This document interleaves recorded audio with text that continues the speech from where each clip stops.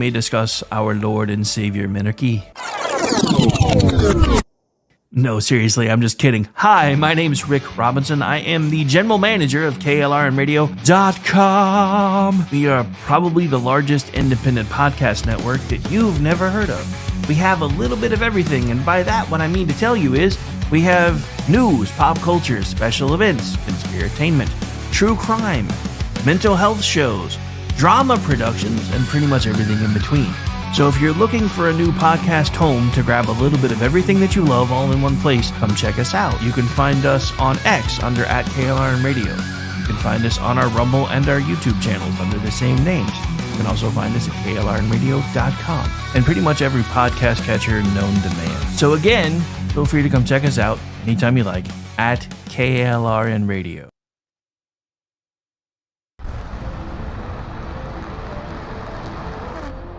Are you ready to reach for the stars? Tune in to The Lost Wanderer, the #1 monthly podcast on good pods in astronomy. Join our host, Jeff, as he takes you on an interstellar adventure to explore the mysteries of space and the wonders of science. From rocket launches and distant galaxies to the latest discoveries in astronomy, each episode is a thrilling ride through the cosmos.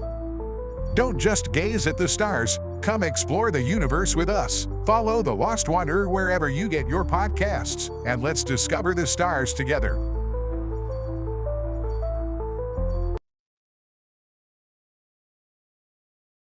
Hi, everyone. This is JJ, the co-founder of Good Pods.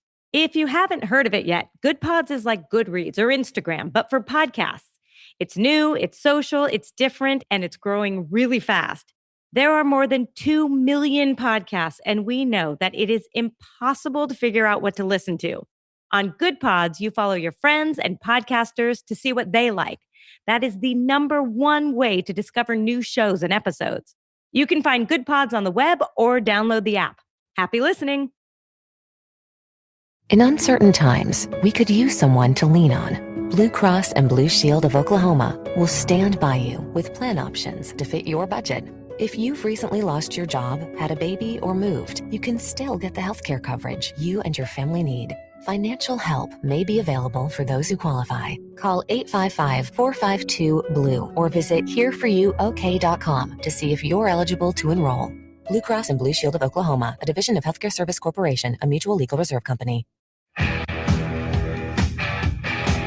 KLRN Radio has advertising rates available. We have rates to fit almost any budget. Contact us at advertising@klrnradio.com.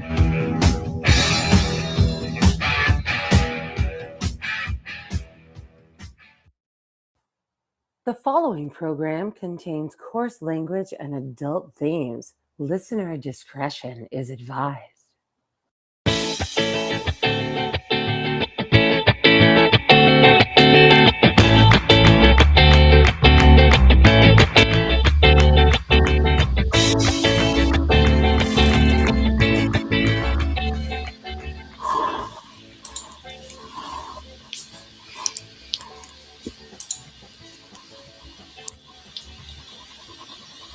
Welcome, everyone, to another episode of He Said, She Said. I am your hostess for the evening. Again, with me, as always, is the most awesome producer on the planet. Well, one of two that I know of. My friend, Rick. How are you tonight? I'm cooler. You know it. It's okay. No, you both tie. At least with me. So. Not what she said off air, Jeff. Just kidding. Welcome into the program, ladies and gentlemen. How you doing, Miss Aggie? How's things? I'm doing pretty good. It has been a very interesting day, let's just say. Who knew when I woke up today that the day was going to be quite this much fun? So I did not know. Yeah. So I do have to show off something because I was kind of proud of this. I used this for the news wrap up earlier today. So I started tweeting out that we have an intern who snuck into Hakeem Jeffrey's office, and then I did this for like half the show.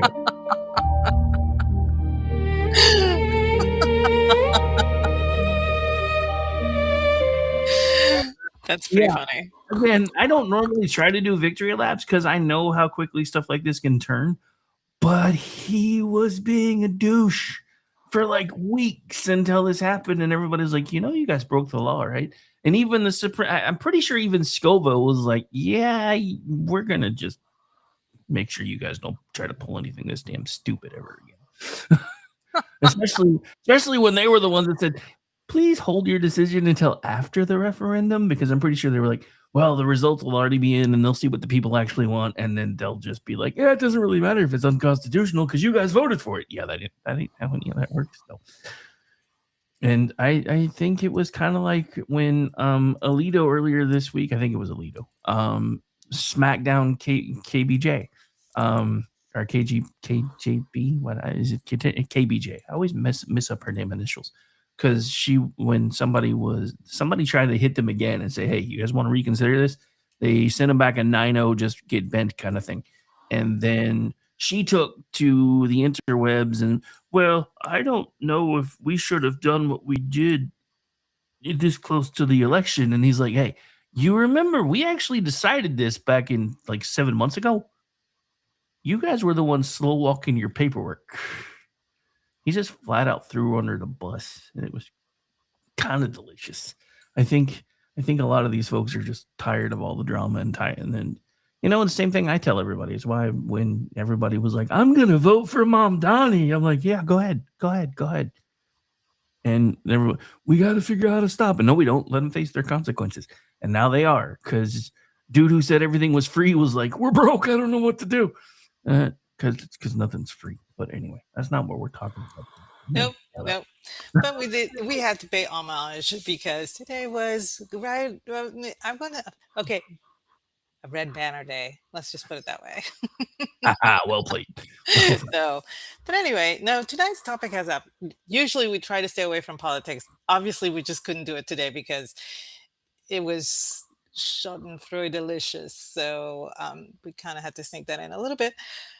But no, today's topic harkens back to a few days ago that there was a conflagration on X over a certain young woman's post that touched raw nerves around pretty much everybody.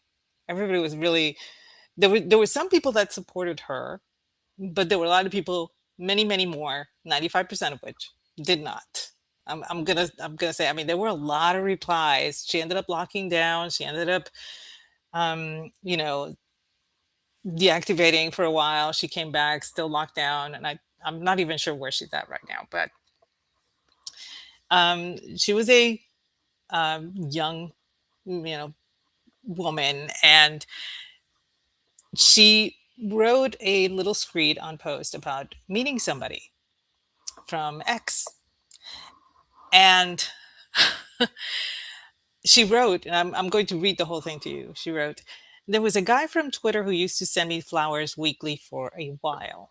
We met in real life for the first time and went to dinner about a month ago. After that, he asked me out again. I thanked him and was honest that I didn't think we'd be compatible long term and shouldn't continue. He hasn't sent me flowers once since then. It's always good to have an opportunity to see someone's true character when they don't think they're going to get what they want from you anymore. Like someone who was genuinely invested in your happiness would have kept sending flowers. That's her post. And I was rather stunned with the lack of awareness in the second to the last paragraph where she was talking about someone's true character, because that applied to her in spades.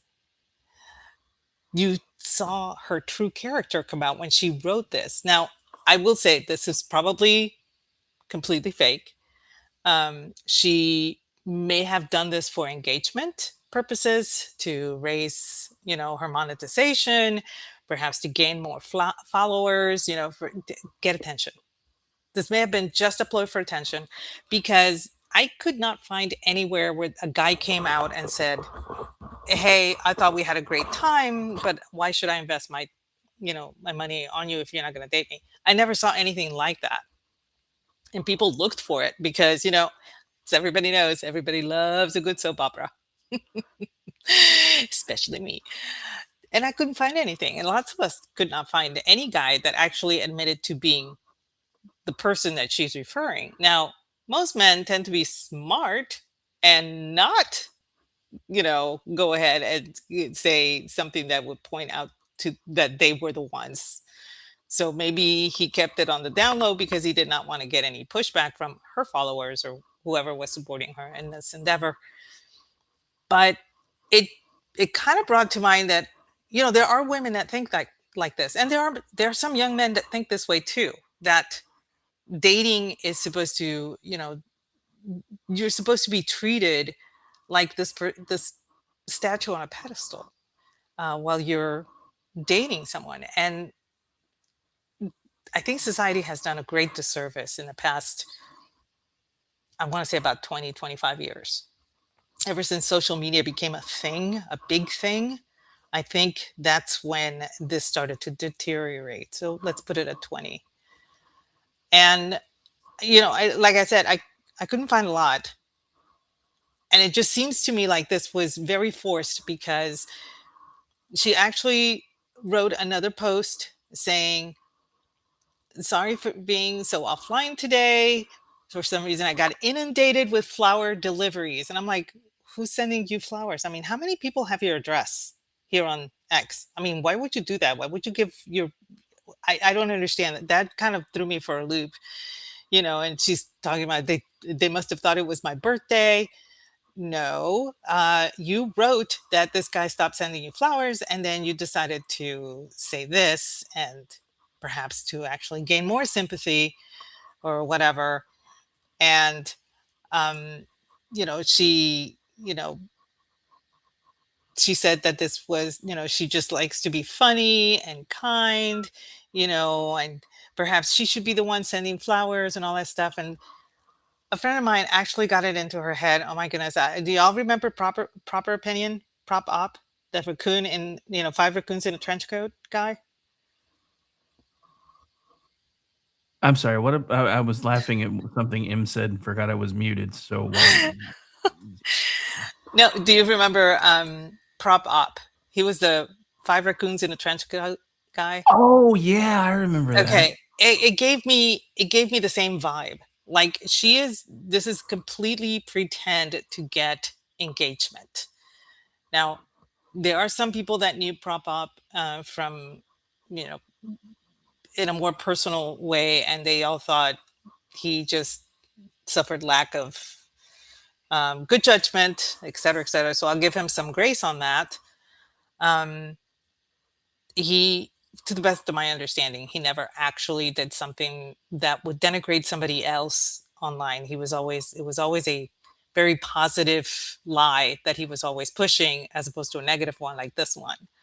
So I'm not saying that what he did was correct. I'm just saying that it was slightly different. This time, this girl actually was saying that if you want to make somebody happy, you should invest in sending them flowers. Well, to a certain degree, that is true. I love sending my mother flowers.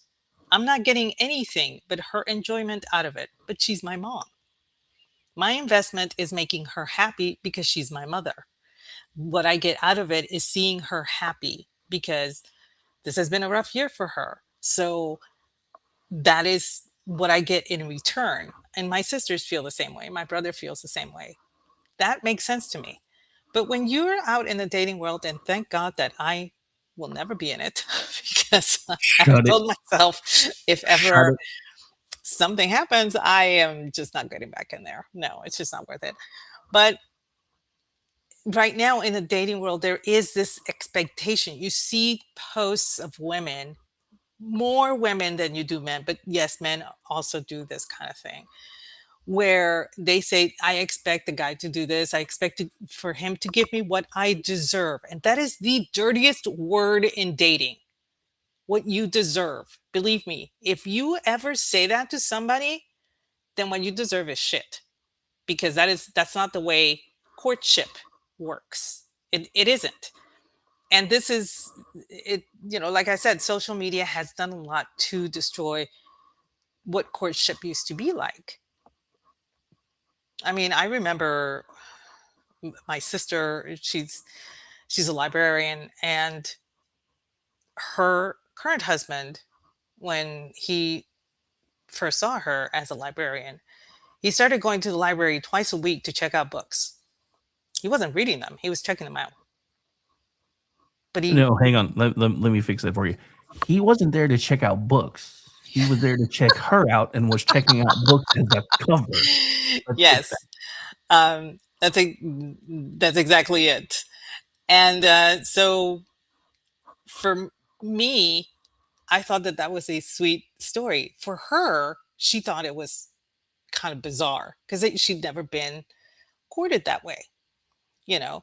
And eventually, his courtship became like, he would come in and he would talk about the books that he checked out, and she would ask him if he liked them, and he would say, and so she would ask him, what do you like?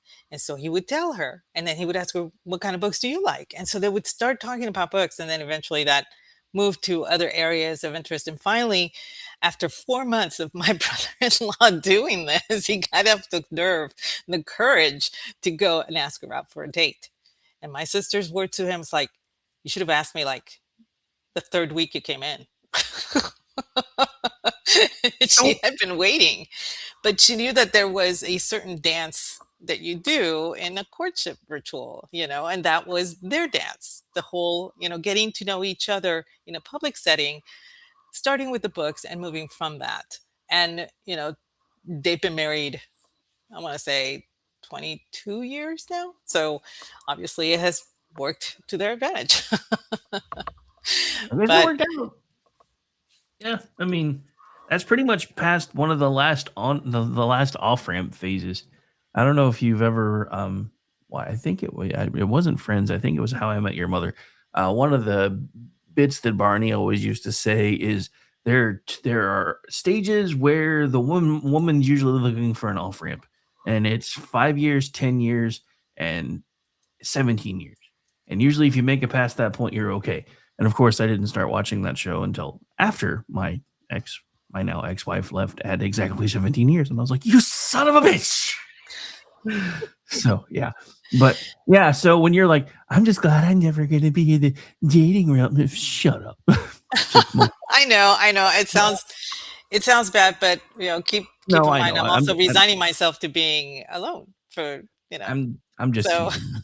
I'm teasing you anyway. But yeah, no, I mean, as somebody who is now back in the dating field, I can tell you the amount of entitlement that's out there now is absolutely insane. But part of it is because of social media, because they've all got rosters. So even if you can get their attention for 5 minutes, the second you do something wrong, they've got somebody else in their DMs or in their messages going, hey, baby, how you doing? You look good today. Yeah, that guy pissed me off. Let me talk to you for a while instead. And then if they get mad at that one, then they'll come back to you and be like, why haven't you texted me in like a week? Because you can text too and you haven't been. That's why. And it's the same thing. It's like, and even the couple of times that I've put myself out there, it's, me been trying to do the showing interest, getting flowers, buying, not expensive, extravagant gifts or anything, but letting them know I was thinking about them. And then as nice as that attention has been, I think we need to just stay friends.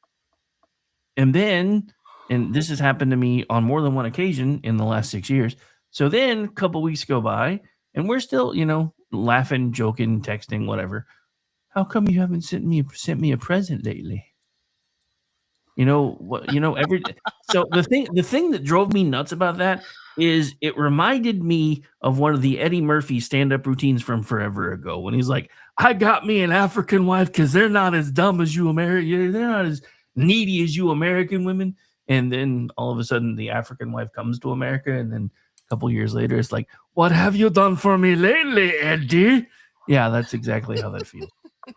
Because once you friend zone me, I will talk to you, I will hang out with you, but I am not going to go out of my way to arrange spending time with you unless it's something that we both enjoy, and I'm not going to go out of my way to spend money on you anymore either. Because we're friends. And I don't know how many other guys you have waiting in the wings, so I'm definitely not going to be I'm sending you a present all of a sudden. So I'm just, yes? Why are you sending my woman presents? I didn't know she was your woman. I apologize. Yeah, not doing that. Not doing that. But yeah, I mean, the level of entitlement is insane, and the level of it's now that there's like 40 million different kinds of social media apps and dating apps and everything else. It's like everything's become transactional. Yes, it I has. mean, and it's just insane to me. I mean, at this point, not to steal a page from Amish's book, but it's cheaper and less stressful just to go buy a hooker for the night and be done with it. Because from a Absolutely. guy's perspective, you're paying for it anyway, one way or the other. So you But might this as well. way, it's a transaction that you both get satisfaction from. So, Well, I mean, and even if she don't, I'm paying her. So why do I care? Just saying. Just saying. But yeah, so the whole thing is just nuts to me. So when you brought that up the other day, I was like, yeah, we probably should really talk about that. But I'm probably going to sound really bitter and really cranky because I have not had good luck in the modern dating scene. And I never really did much dating in the first place. I was always one of those serial monogamy kind of guys. I would well, it get interested in somebody, get involved with them, and stayed with them. I mean, I've only dated 5 people my entire life. I married 4 of them, or 3 of them, 2 of no, I guess 2. So married, so dated 5, engaged to 3, and married 2. So, and my shortest relationship was 4 years. So, well, I see it from my niece's point of view. I have, how many nieces do I have? I have quite a few. you sound like I me have with quite a few. grandkids. I'm like, I'm counting mentally in my head, but I always forget. So, as far as my nieces go, all of them are pretty, have their heads pretty straight on, and have goals and everything. There's 2 that do not, and they fall into this category. One of them is actually a single mother, and she does believe that she needs to find someone that will treat her the way she feels she should be treated. Now, there is absolutely nothing wrong with you having your self-worth. That is, that's necessary. You really should have good self-worth. You need to know, you need to understand that you are a valuable person. But in her case, what she means is the man has to do this amount of money. The man has to provide this type of car, not a car, this type of car. Okay.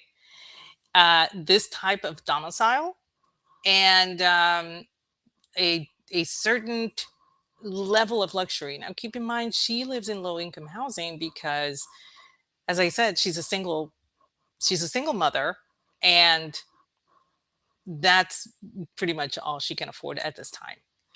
But she is setting her sights on somebody that has all of these qualifications that are all financial. And like I said, there is nothing wrong with you wanting to marry somebody that has steady income. I totally get that. But for her, it's not about the steady income. It's about the 6 figures. Okay. And I'm like, girl, where are you going to find somebody like this? And she's on at least 6 dating apps, first of all. Um, she she is not somebody who really adheres to any kind of religion. She doesn't have a deep faith. For her, her faith is more self-involved, and she calls herself spiritual, and she does the chakra thing and the crystals and all that stuff. And I'm like, yeah, okay, fine. You're not gonna find a guy. Well, you may find him in a crystal shop, but I don't know. He might be just as kooky as you. I have no Oh idea. no, But there'll be a guy using crystal, but it'll probably be crystal meth. well, that's how she. Yeah. Okay. So we won't get into that one. That's for another. That's for another show. But anyway, I hit a nerve. that's for another show. But she has set herself some standards that, in my opinion, and I have told her this, are extremely superficial. And she asked why I think that, and I said, well, look at the father of your child. He is HVAC worker. He is licensed, to work on these things, and he apparently has a really good job. It's not six figures, and it is a trade skill. They were engaged, and then they broke off like halfway through the pregnancy or something like that. Apparently, he's still a very responsible father. He's very much involved with the child, and so I can't really fault him for that, because I get the sneaky suspicion that my niece had something to do with the breakup, more her than him. But I never actually asked. It's just a vibe I get from the attitude that I see. And so I was telling her, I said, you had the opportunity to have a solid relationship with this young man, and he obviously puts in the work as the dad to your child, and he provides for you too, even though you guys never married. He actually provides you with a certain allowance to help you and her, not just child support. So I can't really call it alimony because it wasn't court directed. And I said, that's what you look for. You look for a responsible individual, somebody that understands that he has responsibilities and follows through, regardless of whether or not he has a six-figure income or can provide you with an Alfa Romeo. Yes, that's the car. That's the car she wants Wow. because her mother has one. But my sister can afford it. Okay. So this is where I'm just like, what is going on with you? And she, she was lamenting the fact that, and this is how the whole conversation started. Her handbag was falling apart. And I said, well, listen, I have plenty of handbags. I can spare one or two for you, so that, because she does work as a preschool teacher, so she needs something that she can carry all her stuff in. And I said, I have some handbags that are pretty big. So, and she said, no offense, but I don't like your taste. I'm like, okay, fair enough. And my sister lit Oh, into her. no, It's like, she didn't. yes, she did. And my sister was like, what does it matter? It's a free handbag. And and she points to me, that she doesn't buy anything that's not leather. And it's okay. That's one of my foibles. It's true. All my bags are leather. But why would you turn that down? And she's like, well, it's not my taste, so I don't want to wear it. I don't want to use them. I'm like, okay, that I looked at my sister and I was like, you know what? That's fair. I made the offer. She doesn't have to take it. She obviously doesn't have to take it. And but she has certain standards that whoever she is courted by needs to meet, and she does not understand that her standards are too high to be met, and no guy is going to be like, what are you bringing to the table? And so I asked her that. I said, okay, so suppose you do find a man that does have a six-figure income and is willing to purchase the car of your dreams. What then? What are you bringing to the table? And she says, what do you mean? And I said, what are you bringing to the relationship? Because he will have expectations from you. And you know what she said to me? She said, he should have none. He should be just happy with who I am. Those were her words to me. And I'm just like, she's going to stay alone for a very long time. I would like to say that my niece is 22. She is not. She's 36. Okay. It's not like she is just fresh out of her teen years. This is a woman in her mid 30s. And this is her attitude. And I'm like, you're on the near side of 40. This is not going to be working for you. You're about to be past your sell-by date. You better be adjusting some standards here. But no, I mean, so back to the whole handbag thing for a second, because the way she reacted to you tells me exactly how she treats anybody that may or may not show any interest to her. Because you're right, it was her choice. She could have said no, but you know what she could have said? You know what, and Aggie, I really appreciate that, but it's okay because I'm just going to go find one that I know for sure that I will use. But I really do appreciate you at least offering. Not, well, no offense, but your taste sucks. Hell with that. Yeah, I mean, I was. This is, to show you the entitlement that is in this young woman. After my father died, we were still confined at my mother's house, and she was in my dad's old room with her daughter. My a couple of my nephews, two of my brothers-in-law were in the den, and they were watching Ancient Aliens, which awesome because that whole alien drop happened today. So hey, there's a tie-in. But they were watching Ancient Aliens on History Channel or whatever. And she comes in with her daughter and grabs the remote control and goes to change the channel. And I was like, "What are you doing?" And she says, "Oh, this show is trash." And I looked at her and said, "There's 5 people here that are watching and enjoying that show. So if you would like to change it, you need to ask their permission." Well, she put the remote control down and she walked off. This is the kind of entitlement that she has. And I'm honestly, I love her, but she's not one of my favorite people. She she really isn't. I have had a lot of issues with her because she honestly feels that she knows better than everybody else. And this is the problem that you have with a lot of the women that you see online saying, "I expect my man to give me this, that, the other thing, and another thing on top of that to make it better." You see this constantly. And you see, a lot of people rip into them, this is fodder for X, this is fodder for Facebook, this is fodder for Instagram. And, it helps with it's complete clickbait as far as I'm concerned. I'm there for the soap opera though, you know me. But this is I actually know real live and in person somebody like this. And she's not even the worst one of the two. You That's know, the sad part. She's not the worst one of the two. Her younger sister, who is 30, is worse. oof. And I'm just like, I I don't know. I don't know what to do. It's not my job to do anything, but it's like, You, how do you, I? you, you know what you do next time she's over and she says something like that. You just, I mean, literally reenact the Pontius Pilate thing.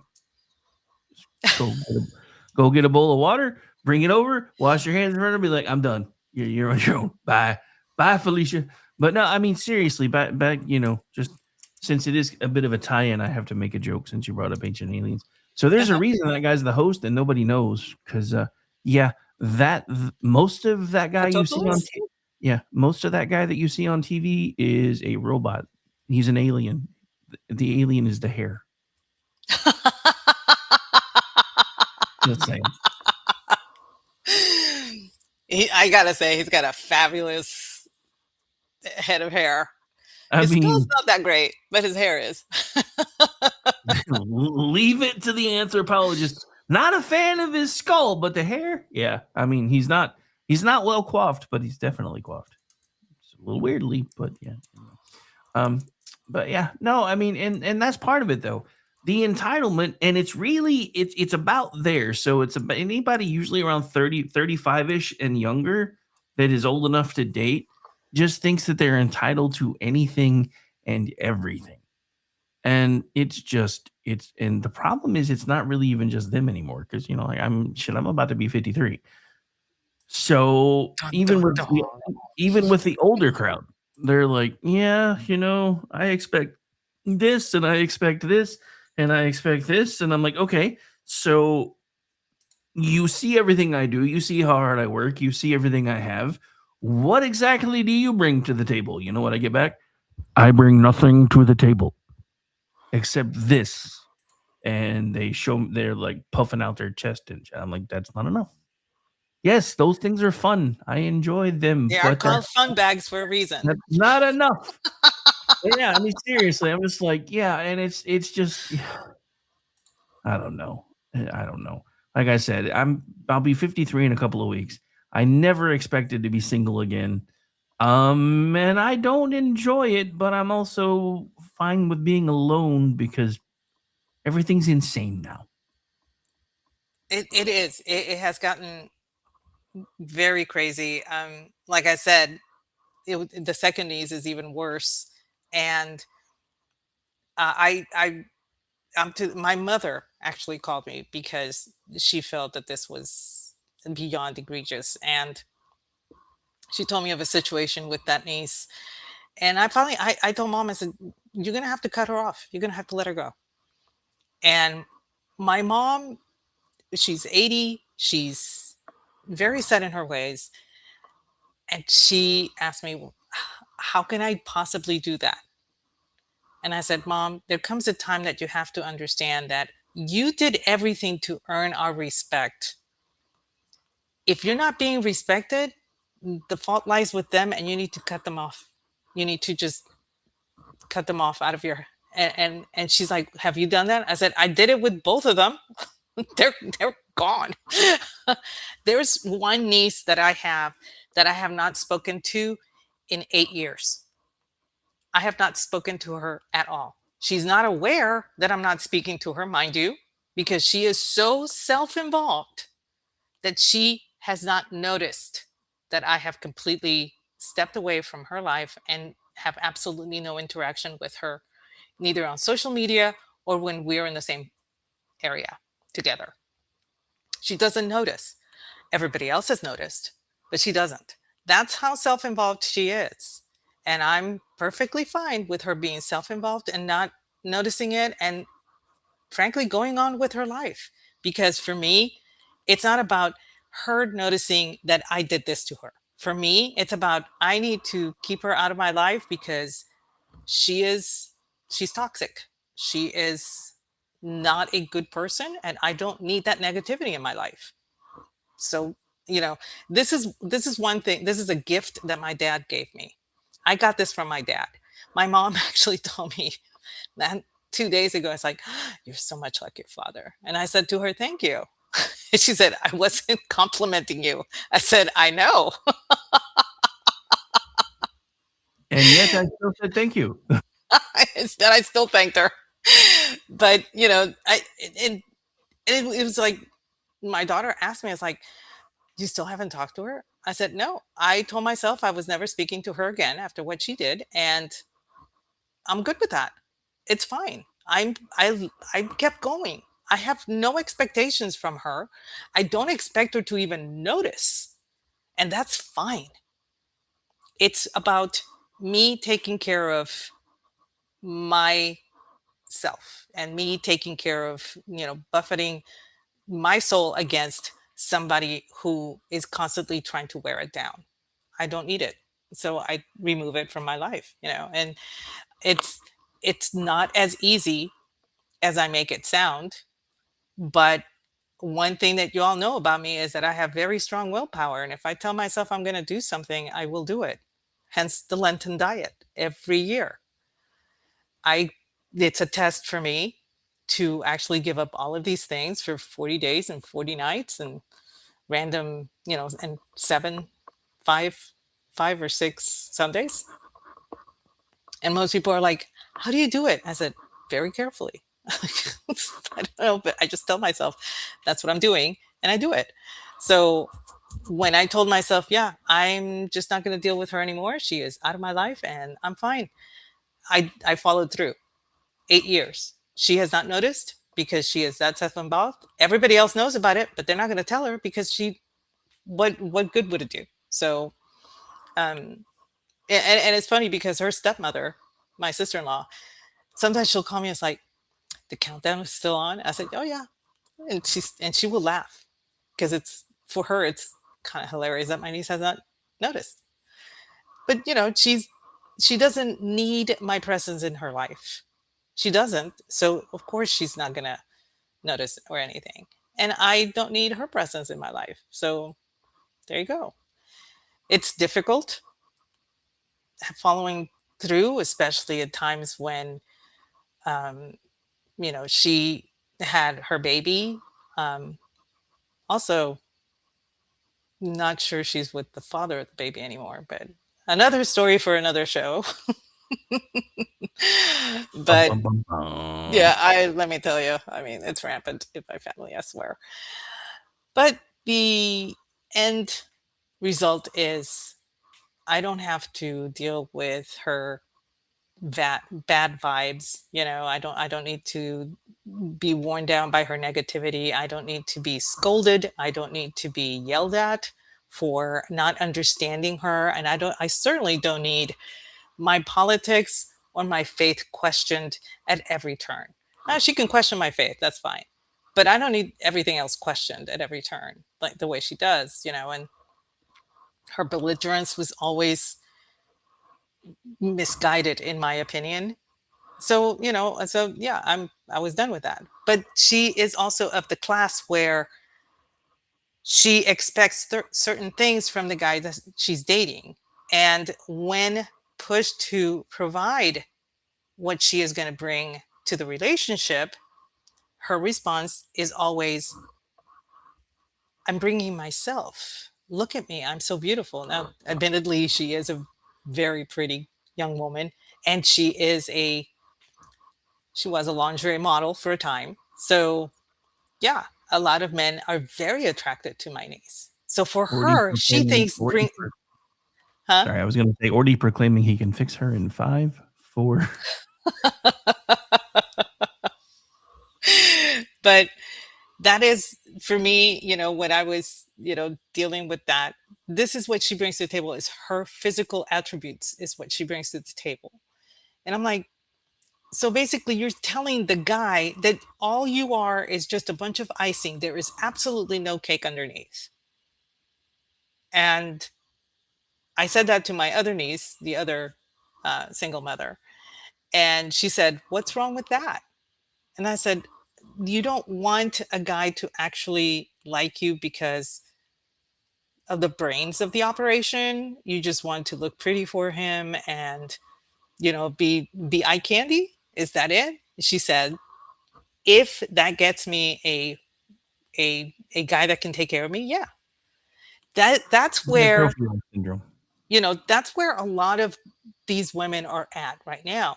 And I'm not discounting that there's some men out there like that. I'm very sure there are. But the thing is, society has made it near impossible for men to actually have a good, steady relationship with a woman where the woman is not demanding things from the guy without actually providing things for the guy. You know what I mean? Well, and that's part of it. And that's kind of one of those things that you run into all the time anymore. I mean, it's just like, and I'm not belittling anybody in the chat, but Dave was like, big fun bags are always enough. And I'm sorry, I disagree. Both of my wives were well endowed, but eventually that's not enough. When you start trying to have a serious conversation with someone and they just refuse, or you try to have an intelligent conversation and they can't, eventually, the being able to get what you want, when you want, anytime you want, does eventually start to get old when that's all there is. And and vice versa, there were things that my second wife wanted that I wasn't able to do, and there were things that I wanted that she wasn't able to do, which is part of the reason why she's not here anymore. And that's fine. But when that's it, and trust me, in my 20s, that was all I was really worried about. And then I got older and I'm like, that's all this is. And I don't really know what to do with that anymore. And if you're only there because you need me to provide for you financially and you're giving me pretty much nothing in return other than, access to do some fun stuff once in a while, eventually that gets really old. Just saying.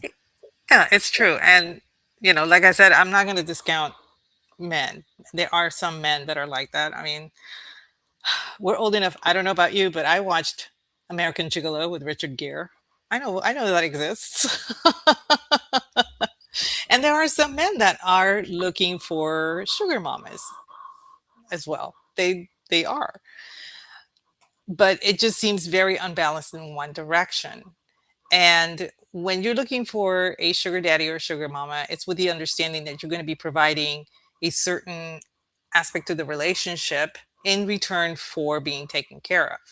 People go into something like that eyes wide open. They both agree on the terms. So I can't equate that with courtship. Courtship Well, is it's not. It's different. more of a situationship anyway. But yeah, I actually had somebody blatantly tell me recently that they were looking for a sugar daddy, and it kind of turned into an episode of Pawn Stars. I was like, oh, yep, sorry, best I can do is sweet and low. Yeah. Sweet and low. Oh my God, all the aspartame.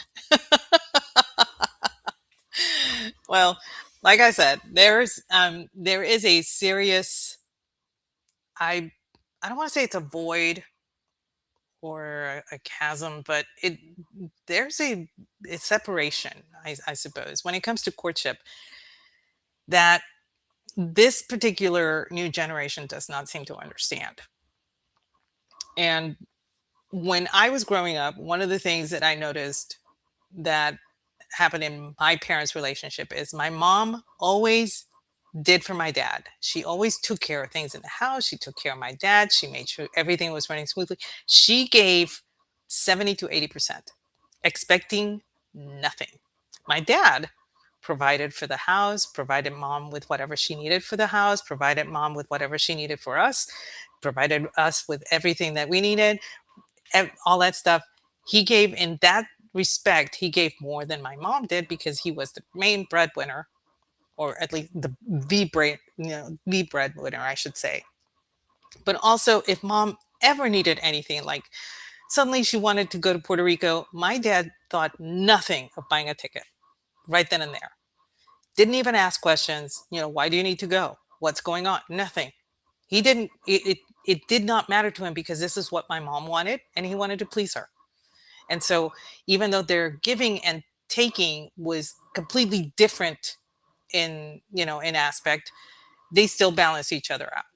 And that's something that I learned in every relationship that I have, whether it's marriage, whether it's friendship, whether it's familial, with my sisters, with my brother, with my nieces and nephews, with the exceptions of those that I've cut off from my life.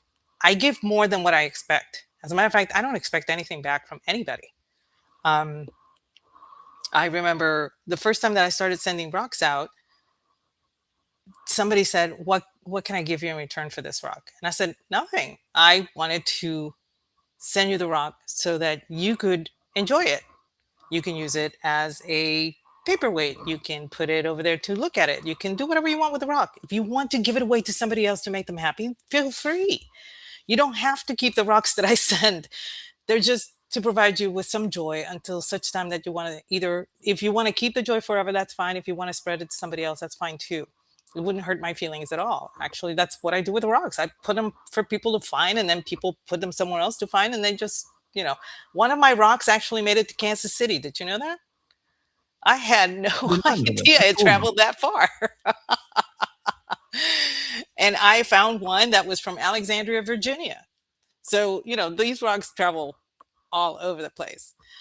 But, you know, I was taken aback that somebody actually felt the need to reciprocate. And I was like, no, there is no need for you to give back to me. When I give with the expectation of pleasing that person, and that is enough for me. I learned that lesson very early on in my life, but it seems like that lesson is no longer taught. And this is what's happening with courtship nowadays. That lesson needs to be taught. You need to learn that you're here. If you're going to be courting with somebody, you need to have, you need to meet their expectations and they need to meet yours. So you need to give and make sure that what you're giving is enough for them to appreciate, grow further, become a better person because of your influence in their life. That's how courtship works. That's how it worked with my sister and my brother-in-law. He would come into the library twice a week to check out books that he never read. Now he's reading books. And now it's a competition. For the past few years, they've been in a competition to outread each other because she's a librarian. She reads a book a day almost. Sometimes, so so they're in a competition now. But back then, he wasn't a big reader. But he saw her in the library and he was like really attracted to my sister. And so he was looking to court her in a way that she would understand, which was books.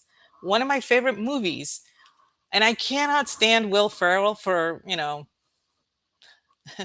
for most of his, filmography. But this particular movie I really, really enjoyed, and it was Stranger Than Fiction. And he meets Maggie Gyllenhaal, who plays a baker. She's an anarchist baker. Okay. She doesn't like paying her taxes, so she's being audited. He is a tax auditor. And he starts figuring out, ways that she can, you know, claim things to reduce her tax, burden and all this stuff and everything. And she really doesn't want to give him the time of day. And one night she's closing up her bakery and she turns around and he's standing there with a box. And she's looking at him like, "What are you doing here?" And he says, "I thought I would bring you flowers." They weren't flowers like the kind that grow from the ground. They were separate little bags of flower, different types of flowers for baking. That's courtship. You watch a person, you learn about that person by watching, by paying attention, and then you begin courting that person in that manner, and that's missing today. A lot of the young people don't know to do that. They don't watch other people, they're constantly watching themselves. And this is why courtship, in my opinion, is failing. Well, I mean, part of it is again social media because everybody's become the protagonist in their own story and they think they're the only ones that matter. Everybody else is an NPC, so they're going to get what they want when they want, and who the hell cares? But also, the other drawback to that is because, especially so many in the Gen Z and millennial crowd, spend so much time doom scrolling and, maximum you usually pay attention to that stuff 30, 45 seconds at a time.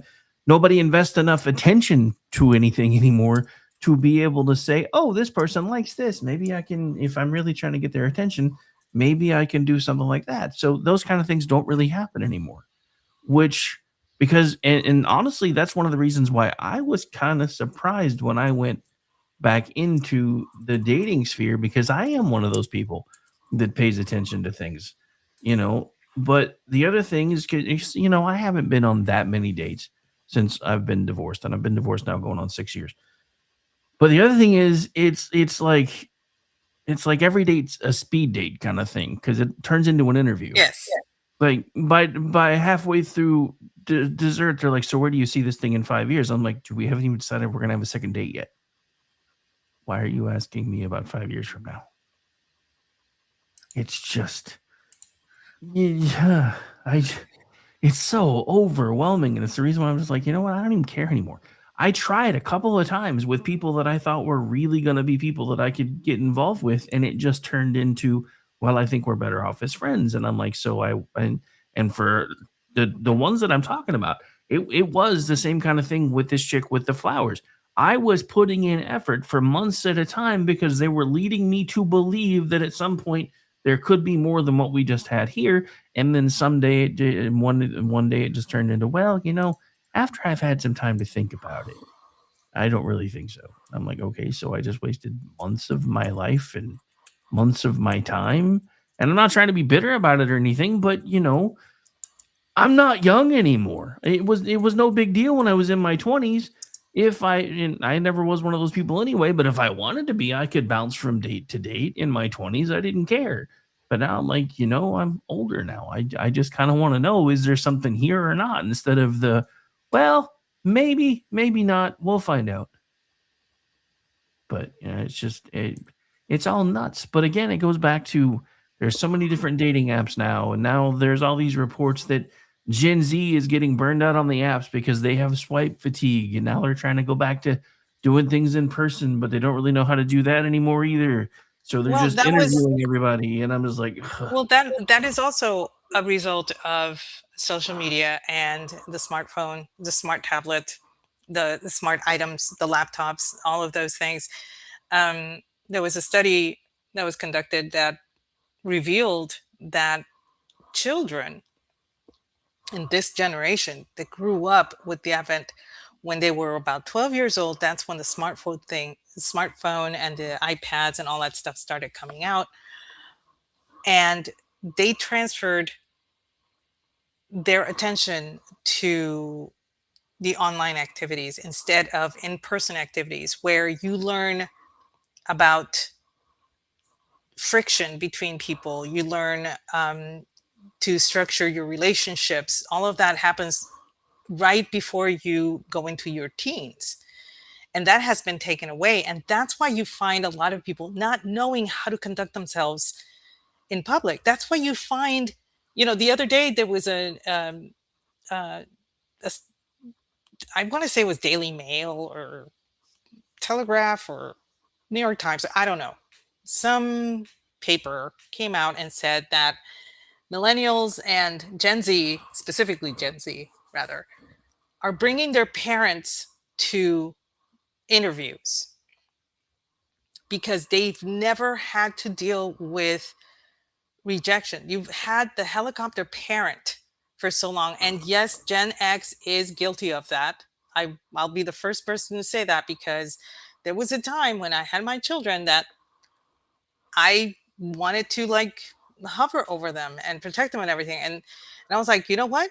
My mom didn't do that for me. If I was in the house when she was cleaning the house, she either put me to work. So I left and I didn't come back until the sun was like halfway down.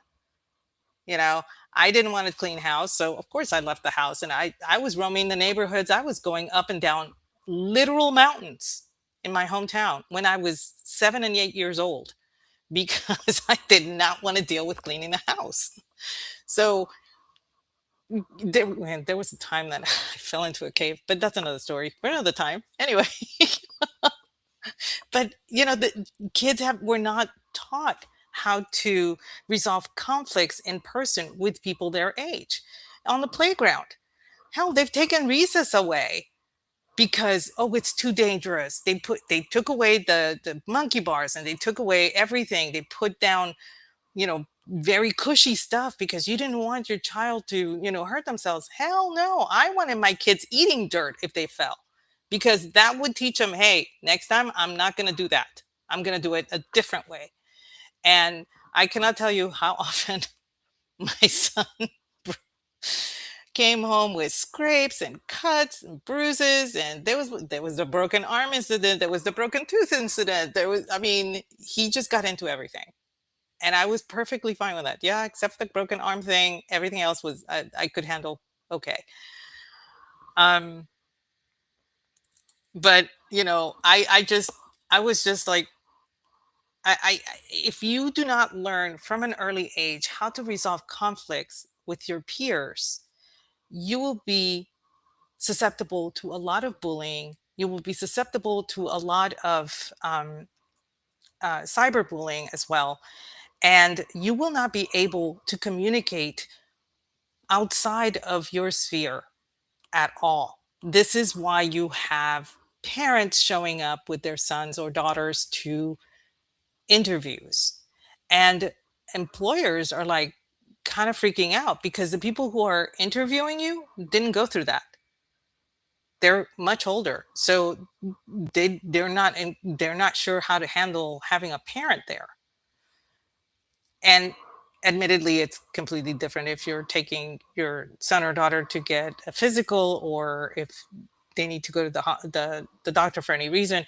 I can understand that, because you never know if some issue's going to come up, but not a job interview. And even though jobs interview is not courtship, it is a one-on-one interaction with somebody that you're going to invest in. You're going to invest in this company if they hire you. They're going to invest in you if they hire you. So yeah, there is a certain type of courtship going on when it comes to something like this. And this is where we are at in society today. Men and women do not know how to court each other. And I'm not talking about men with women and women with men. I'm talking, if men and men want to court each other, or women and women want to court each other, whatever. They don't know how to do it because they were never taught about failure and disappointment, conflict. They don't know how to observe other people and learn from them. They're busy observing themselves on social media. You see all of these people posting, about the day that they had and all of the stuff that they did. And yeah, sure, I do the same thing too. But in private, in chat Yeah, but messages or whatever, we ask but each other, hey, But yeah, seriously though, our shenanigans are cheeky and fun. I swear to God, I'll pistol whip the next guy that says shenanigans. So that's why it's okay when we do it, because our shenanigans are cheeky and fun. All right, so a couple quick tips, backing up a little bit. So about the kids or parents going to interviews and the whole, Gen X kind of starting the whole hover parent thing. That's because a lot of Gen X kids felt abandoned and had all kinds of issues from it, and they didn't want their kids to feel that way, so they overcorrected and went the wrong way. So I mean, even I did Yeah. that for Yeah. a while when I was younger.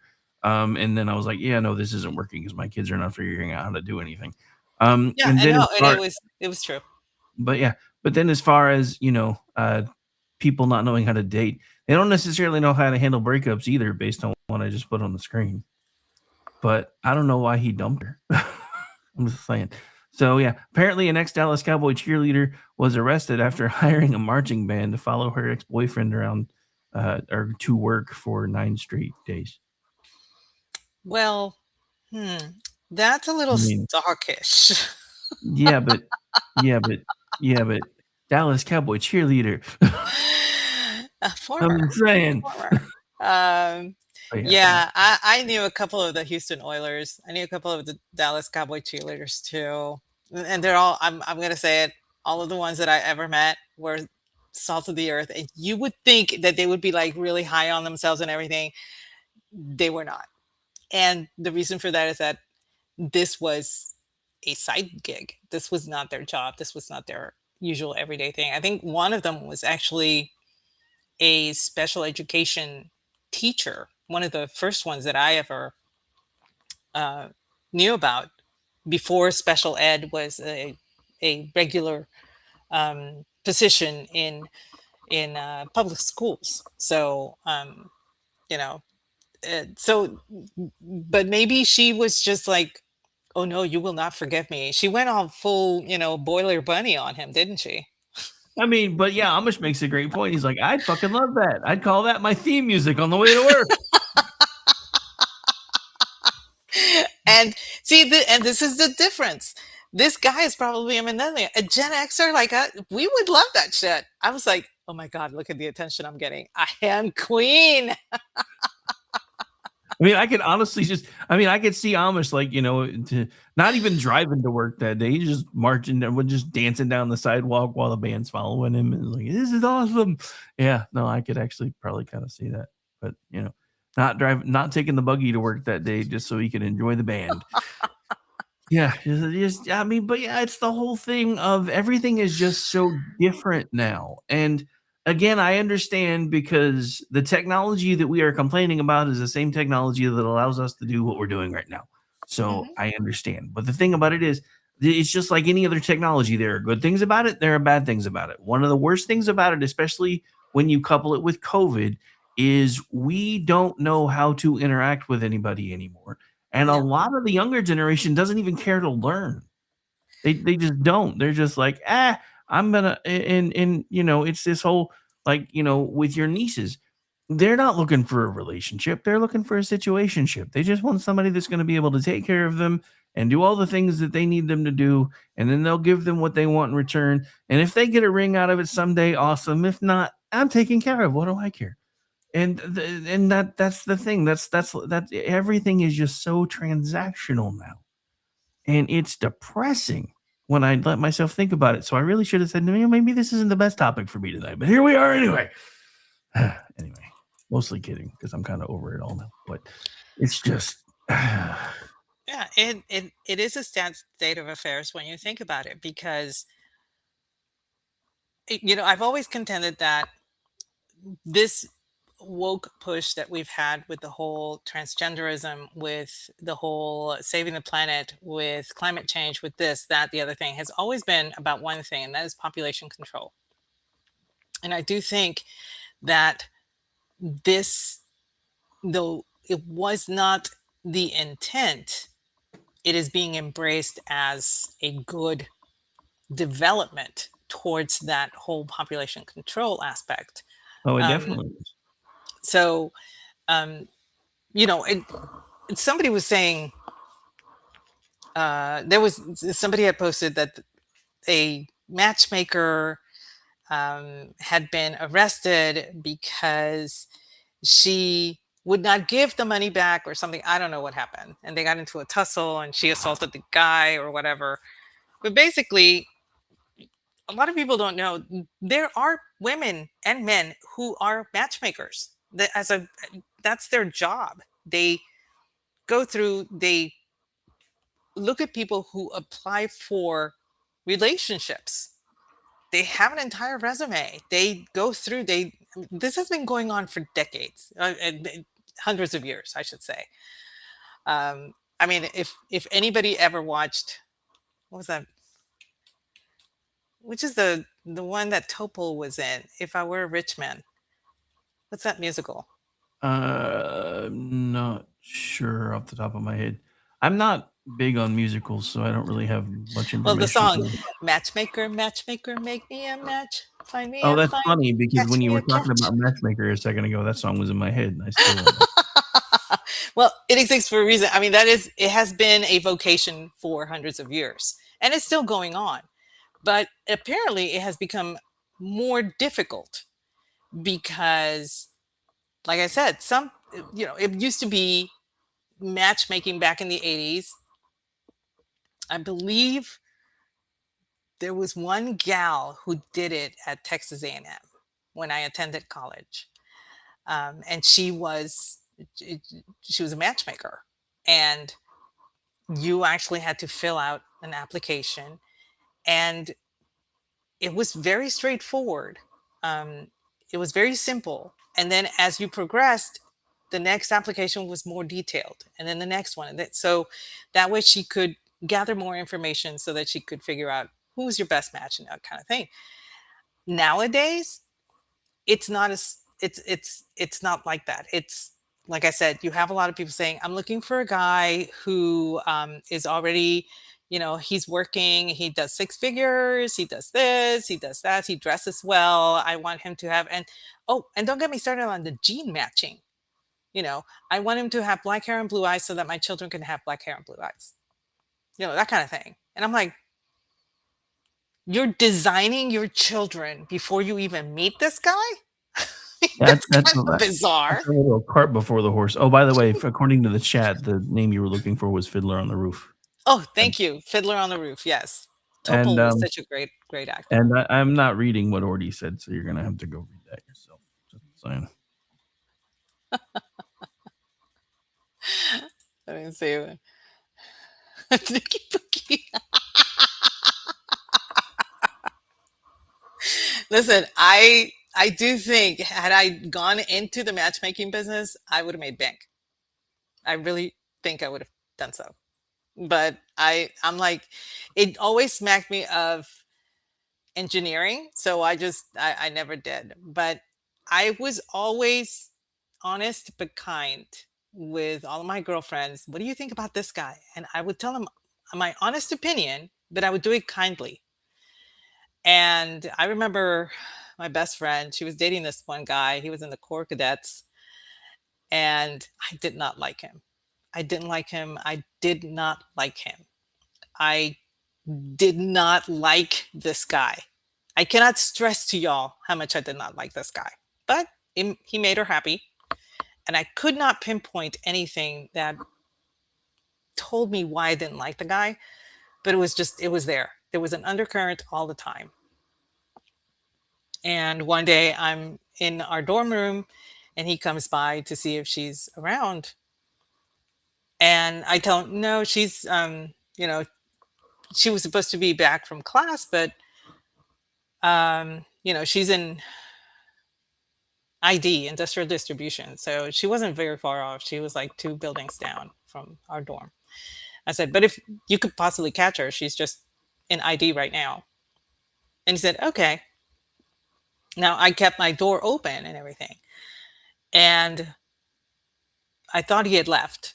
And I go out there and I turn to look and he's there talking to another girl on our floor. And he's leaning. Okay. And I'm like, oh my God, he's leaning. That asshole. I was so incensed and I didn't know how to tell my girlfriend. So my girlfriend gets back. Apparently, she did stay behind to talk to one of her professors about a project that she was doing for his class. And she asked me if what's his name had come by, and I said yes, he did. And she looked at me and she sat down and she said, "Okay, you need to get it out of your. Uh, I don't know why you don't like him, but I don't understand. He's always been nice, and what is it?" And I told her, I said, "Look, maybe it's just me, but he was just down there with so and so, and his hand was on the wall, and he was leaning into her." And my girlfriend says, "He was leaning?" I said, "Yes." She broke up with him the following day because that's the thing you don't do. Guys don't lean unless they're interested. Right? And this was even in a movie. And if anybody watched While You Were Sleeping, he was leaning. Yeah, that's why, is this guy bothering you? Is he what is he doing? Because he's leaning. It's a thing. It's a thing. It's an actual thing. And and I told her, and she said, "You know what?" When after she broke up with him and everything, she told me that he was very hostile to her, that he called me names, and before she even said why she was breaking up with him, he accused me of of turning her against him. And that's when she knew, okay, Aggie was right. I should have paid attention to Aggie. Because otherwise he would have said, "Why? What happened? What did I do? Tell me so I can fix it." He would have actually he would have wanted to at least fix the problem, even if they couldn't fix the relationship. That's not what he did. So that's when she knew. But that, like I said, it was just like antenna. If I had antenna, yeah, they would have been waking. But yes, leaning is a thing. Leaning is a thing. But you catch a guy, he doesn't know how to lean now. He does not know how to lean. There are no men who know how to lean. All the men that know how to lean were Gen Xers and maybe the early millennials would know how to lean. But everybody else, no, nobody knows how to lean anymore. It's really weird. And you see this in movies a lot. You see the men leaning into women, and you see that there's interest because that tells you that the guy is interested in her. But I'm digressing. I shouldn't be talking about that. That was just an example. Oh, well, I mean, it is a prime example, but you reminded me of something else because it was the other day, and I don't remember who it was, but some chick on X was screaming and yelling about how women don't want to date a man who plays video games, and Oh it yeah. just turned into this whole huge big deal. And I was like, and so that's your end all be all. I'm like, a lot of guys, I mean, guys I know that play video games, they're usually not out, going to bars, and they're not going to clubs, and they're not doing this, and they're not doing that. So yeah, they're usually pretty innocuous as long as you give them a little bit of game time, and you guys still spend some time together doing things that you enjoy together. Maybe once in a while. And I ran into this problem with my ex-wife, and that's one of the reasons why I started really thinking, maybe this wasn't a good idea. But by then it was kind of already too late, because I started getting into video games again because when I stopped working security and stopped going out and doing all the stuff at night that I was doing, I was like, I'm kind of bored. So I started playing video games, and it wasn't a lot, hour here and there. And she found out I was playing video games again, and she lost her shit. But she could go sit down and watch HGTV and all these other things and be mad at me when I'm not wanting to sit there and watch it with her. I'm like, that stuff does not entertain me. You have known this the entire time we've been together. It's not like this is a new relationship. Well, your video games don't entertain me. Like, okay, so you come and chill out with me while I'm playing video games once in a while, and maybe I'll watch some of this crap with you. Well, no, that's not fair. Okay, whatever. But yeah, it's just, and then I started joking with folks on X. I'm like, well, little does she know, guys who play video games are usually pretty good with their hands. Just saying. Just saying. Anyway. And Aggie's like, I'm not touching that.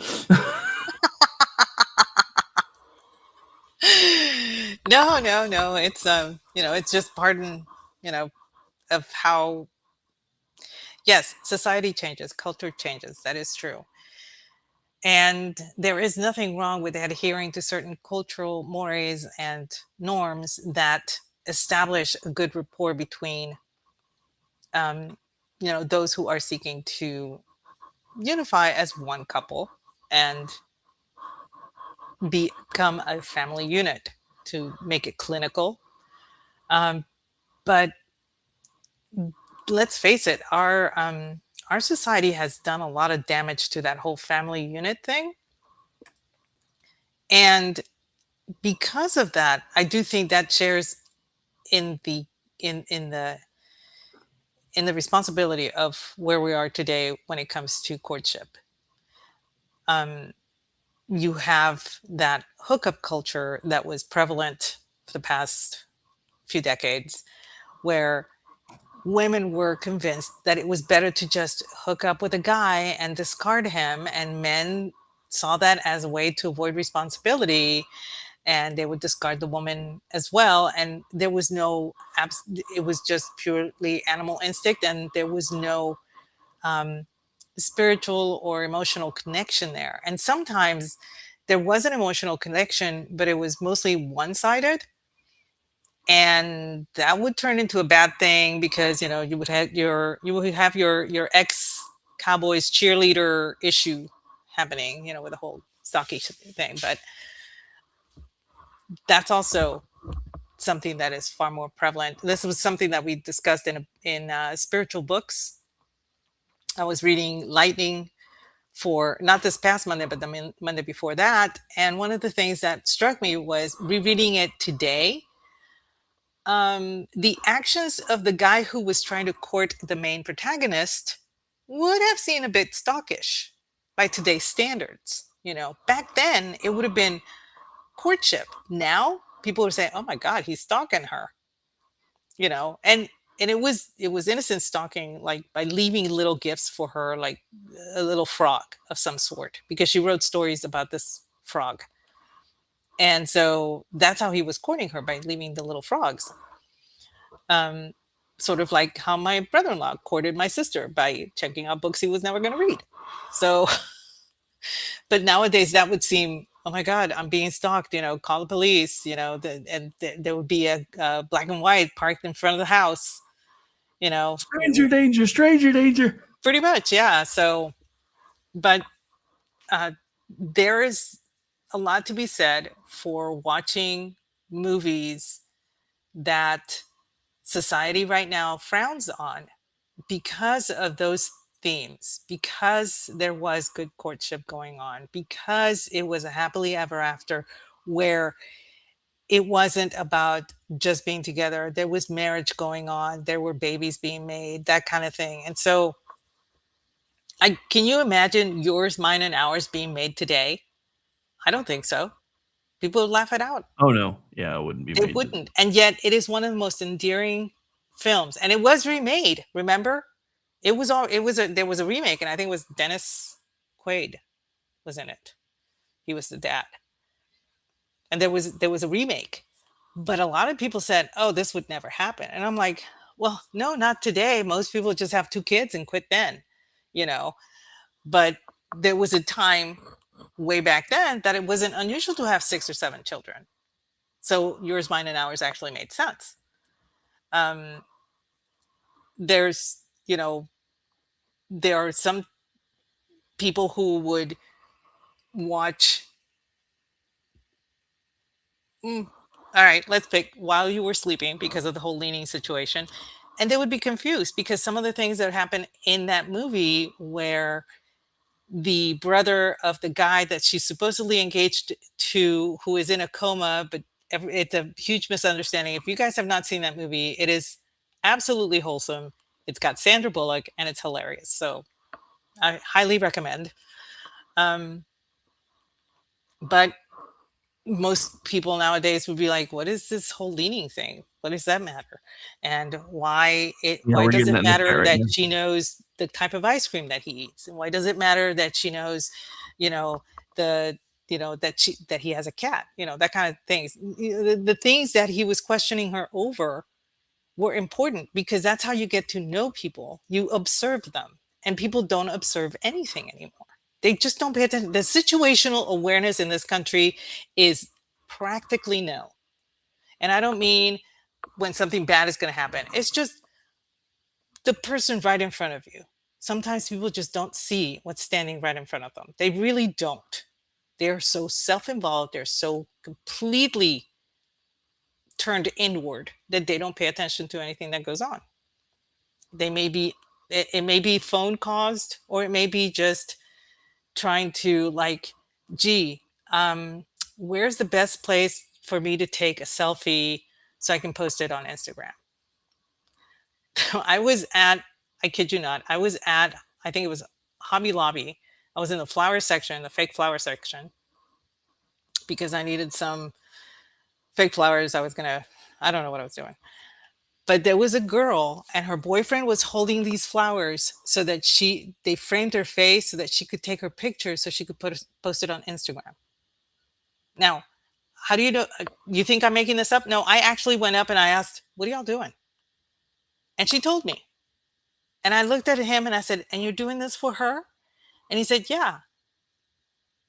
And he's like, and I said, that is so sweet and kind of you. And he thanked me, and she laughed and, kissed him on the cheek and said thank you, and that was that. But I mean, they do this. And to me, I thought that was okay because he was doing it for her. He had no questions. He just wanted her to have that moment. I get it. It's cute, whatever.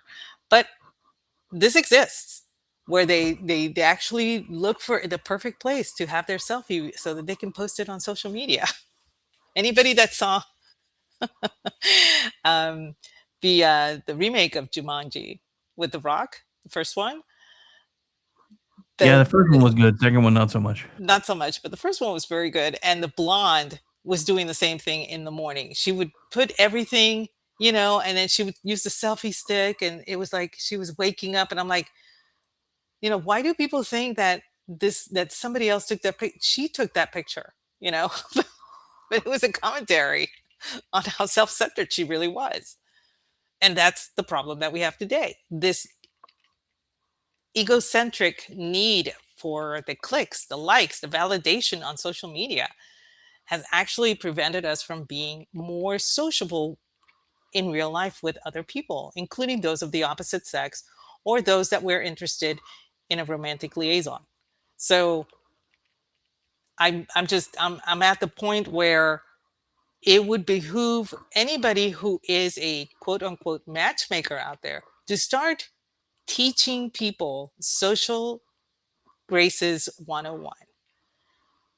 That would go a long ways. I remember taking classes for etiquette.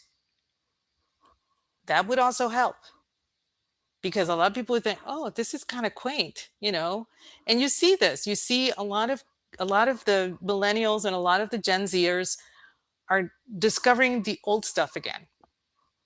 They're going back to flip phones. They're going back to having, they're now making, y'all, a phone with a cradle, remember the old fashioned rotary phones that you can dock your iPhone on so that you can pick up the receiver and talk in it and slam it down if you need to. I am not kidding. They made this because people are wanting that back. People are wanting all of this stuff back. Slowly but surely, it's all coming back. So yeah, hitting in call is not nearly as satisfying as slamming a phone down. No, it isn't.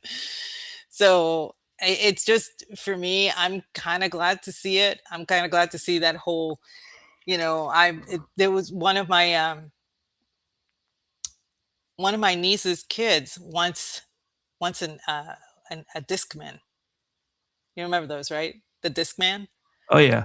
That you could, with the little headphones, and you put it on your hip and you can play your CD, because that was the precursor was the Walkman, which was epic. When that came out, it broke all sorts of sale records. I mean, it was the most amazing thing on the planet. It was awesome. Yes, I still have one, but I can't find my cassette tapes. However, my niece's kid wanted a Discman, and her boyfriend searched forever to find one in really, really good condition. And he paid bank. I think he paid $200 for it and gave it to him for Christmas. And it is his favorite thing. He does not want an MP3 player. He does not want an iPod. He wanted the Discman that he could put the discs that he had in there. This kid is only 10, but that's what he wanted. And I've seen online where people are starting to go back to these things. They want the old technology now because they're too connected on social media, and they're starting to break away from that because it's so time consuming, it's soul consuming, and it's gotten way out of hand. And this is what I think they're starting to discover, that this has been detrimental to their communication skills and being able to conduct themselves in a public setting with other people away from social media. So I'm hoping that it's a good trend, that it continues. Hopefully. Yeah, I was just looking. I guess Columbia House technically still exists, but they don't do anything like they used to. Looks like the latest they were doing things, looks like in 2015 they were still doing the whole, you can get 8 of these for a penny, but it was CDs by then. So I didn't even know that was still going on that late. That's kind of cool. So we always reminds me of that meme of, Jesus remembers that you still owe Columbia House X amount of dollars. Because I remember there was one birthday my mom did that. She got me like a bunch of cassette tapes and then welched on the rest of it. She's like, hey, you got 8 cassette tapes for your birthday. Shut up. I'm like, but you signed in. Yeah. She's like, shut up. I got one U2 cassette tape that I wore out. But I don't know. I actually kind of miss cassette tapes. I mean, I like the fact that music's easy now and it's digital and you can just go find pretty much whatever you want to find and if you don't want to have commercials, you pay a little bit per month to not have commercials. But I kind of miss cassette tapes because I was talking to my middle son the other day. We were running errands yesterday and somebody had redone Sunglasses at Night and it came on through my YouTube music that I was playing in the car. I was like, I heard this. Like, this is not the original song, but it's pretty cool. He's like, I've never heard this before. I said, yeah, I had this cassette tape when I was 9 years old.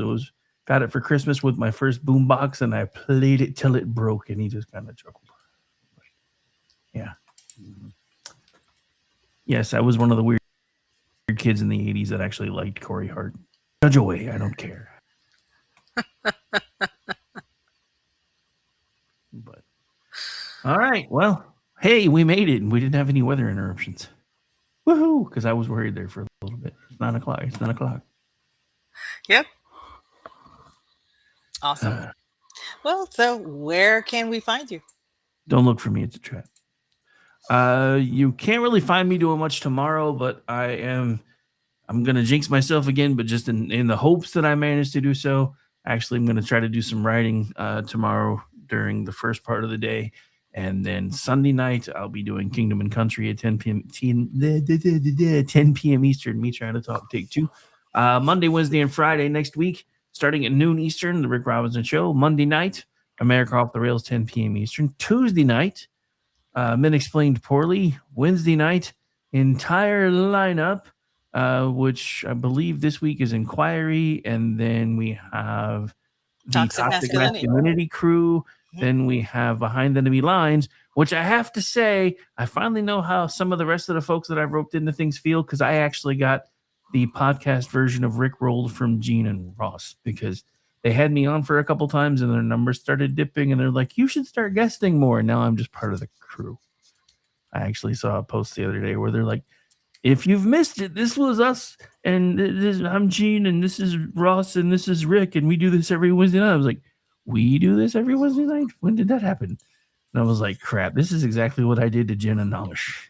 Damn it. So, yes, I created my own version of a podcast Rickroll kind of thing, and it was used against me recently. So, yeah, that'll be 8 p.m. Eastern Wednesday night, 9 p.m. Eastern Wednesday night, 10 p.m. Eastern, Rick and Ordy, 11 p.m. Eastern. I'm usually pushing buttons for the SHR Media Crew for Edge of Liberty.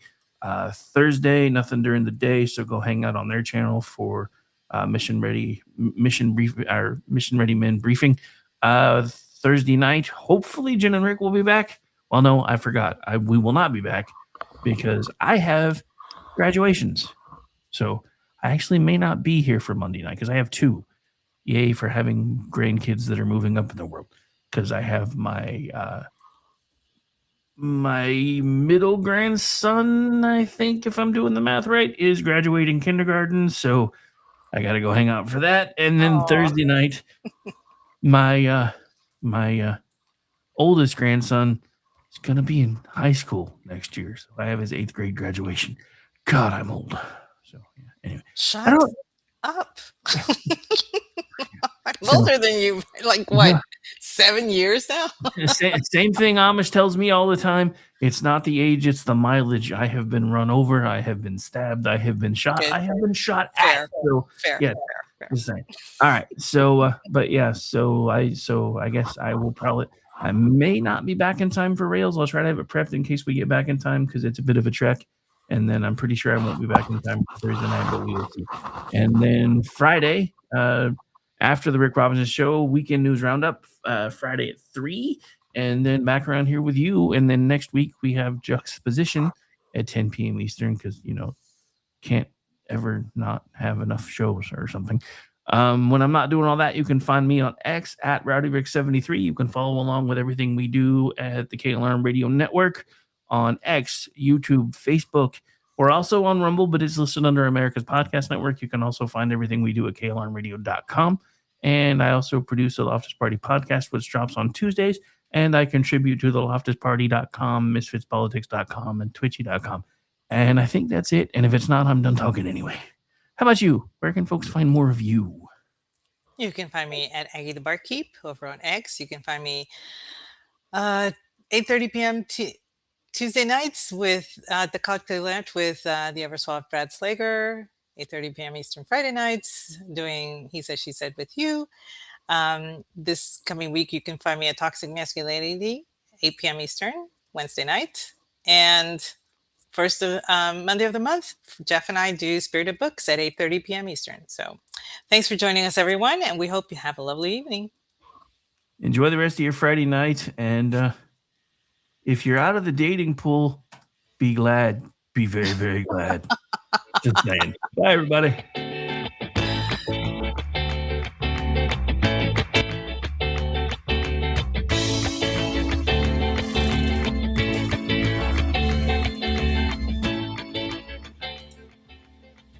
Say good night, Grace.